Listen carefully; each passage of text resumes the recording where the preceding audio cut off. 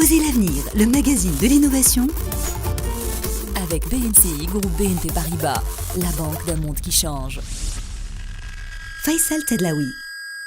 Dans les allées de la COP22, on fait des rencontres étonnantes, que cela soit des gens ou de projets. Aujourd'hui, dans Osez l'avenir, je vous propose une petite parenthèse alliant nature, botanique et culture. Quand un artiste universel autrichien, André Heller, fait d'un terrain nu à 28 km de Marrakech un jardin d'une densité et d'une beauté exceptionnelle, eh bien cela devient une vraie métaphore reflétant le titre de notre émission. L'eau est un problème à cet endroit. Il a donc fallu innover en termes de botanique et partager les savoir-faire. Gregor Weiss, directeur du jardin Anima.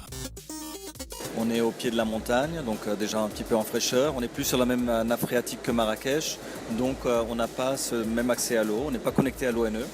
On a depuis Beldi creusé à la main avec des réabats 30 mètres pour recueillir l'eau.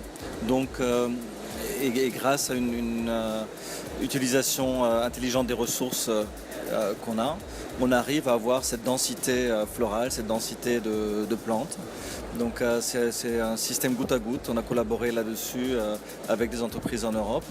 On a refait des mélanges de terre adaptés aux plantes pour pouvoir les faire pousser là-bas. On a bien sûr essayé d'utiliser des plantes qui sont habituées à ce climat qui passe d'une très grande chaleur en été au gel de certains midi-hiver, vu qu'on est à 750 mètres d'auteur déjà.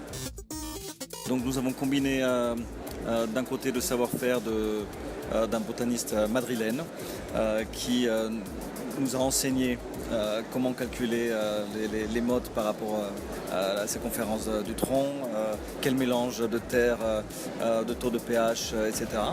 Et en même temps, tous les jardiniers, sur les 50 employés, il y a 45 qui sont des trois douars avoisinants.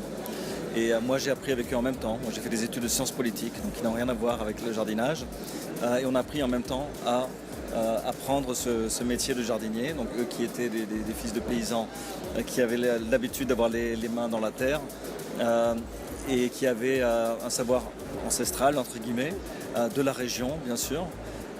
Et on a mélangé ces deux savoirs.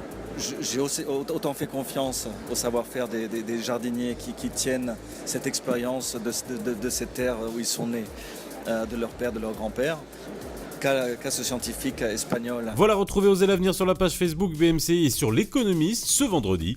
À demain.